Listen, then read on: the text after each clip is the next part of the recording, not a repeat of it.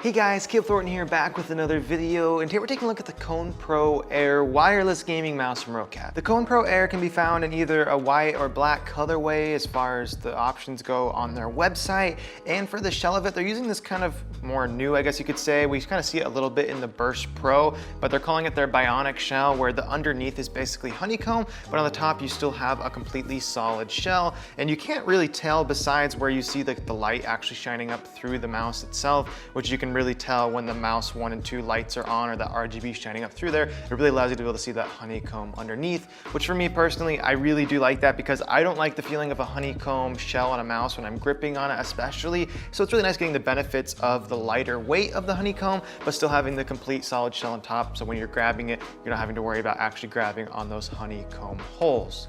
So with that, it does get the weight down to around 75, so not like an ultra light mouse, but also not super heavy. And for 75 grams, with it being a little bit bigger of a mouse and an ergo shape, it feels really nice in hand. I've had no issues as far as the weight goes. The shell of the mouse is either gonna be like a matte black or a matte white, depending which color you go with. And for the texture of the shell itself, usually my hands, in the climate we live in, it's dry and my hands are usually pretty cold. I don't usually get too hot and sweaty when I'm holding a mouse. So for the most part, I find the shell to be a little bit more slippery, just kind of feel like a smooth ABS. But what I do find as soon as my hands get like a little bit of moisture on them or I get warmer, the shell does start feeling a lot more grippy. So just something to point out as far as the texture of the actual material itself goes. On the bottom of the mouse is where the storage for the dongle is. That's where it'll actually come when you get the mouse too. So just remember to look on the bottom of the mouse and that's where it is at. You can pull it out and put it right back in there very easily. Nice to have that available, especially if you plan on traveling with the mouse itself. Right above that though is gonna get your switch, which is really cool because with this mouse, you do get 2 different forms of connectivity. When you slide that switch to the top position, it's gonna go into that wireless or 2.4 gigahertz wireless connection, which is used in conjunction with that dongle. Then when you slide it all the way to the bottom position, that's when it's in that Bluetooth connectivity. So really cool to have both of those options. Obviously, the wireless 2.4 gigahertz, mainly gonna wanna be using that for gaming, but if you're just planning on using it for productivity, the Bluetooth will do just fine. So cool to have both of those included in there. And when the switch is in that middle position, that's when the mouse is just completely off and you can still use it in that wired mode with it off as well.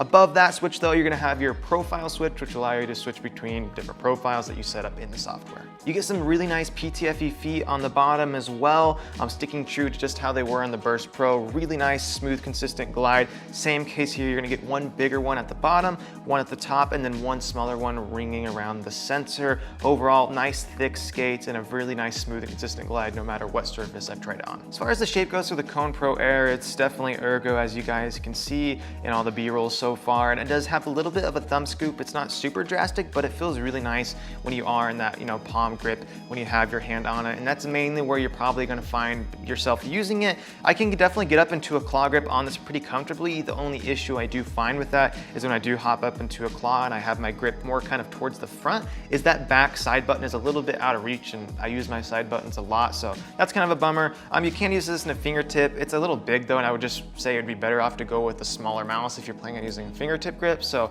if you are gonna pick this up, realize it's ergo. It's really comfortable for ergo palm grip. I wouldn't get it to use as a claw and fingertip mouse specifically, although it can be used that way, especially if you do have bigger hands. They're gonna be using the familiar Titan optical switches, which we've seen in some of their other mice like the Burst Pro, and that was kind of their first iteration in that mouse. And I did have some issues when I first got that with the Burst Pro, with them just feeling kind of loose and mushy, specifically on one of my clicks. But so far, they made revisions with that one, and this one, it feels really nice and more refined, with the clicks being nice and crispy and tactile. Not the easiest to press, but still nice and easy to push down, and I've had no issues with them feeling loose or mushy, which is nice to be able to say.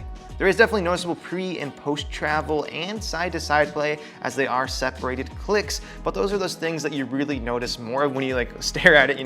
I'm putting it up to the camera. That's when you really start to notice it. When you just have it down your mouse mat and you're just playing games or doing daily productivity activities, it's not as noticeable and doesn't really affect me. The side buttons on the Kone Pro Air are nice and big, which is really nice to see on a bigger ergo mouse. Unlike the SteelSeries Prime wires we just reviewed recently, they still stuck with the really tiny side buttons, so really happy to see that they went with a bigger side button design, which we also saw on the Burst Pro, but they stick out a nice amount and they're positioned in a pretty good spot, especially if you're using that palm grip. I find they land just perfectly for my hand. So there is definitely some noticeable pre and post travel in there when you're paying close attention, but it's nothing that again bothered me in game. As far as the scroll wheel goes itself, it is completely aluminum, which is kind of cool, and it's one of the nicest feeling scroll wheels I think I've had in a while. Each step is easy to feel, it's not super ratchety feeling like some mice, and it also has a really nice, easy to depress, and a really nice tactile response.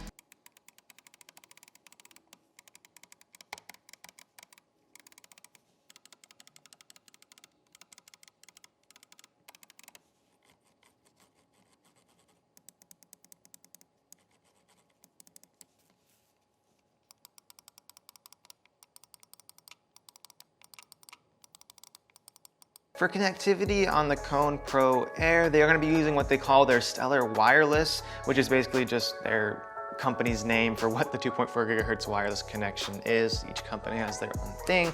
So far though, of course, that's in conjunction with the dongle as well.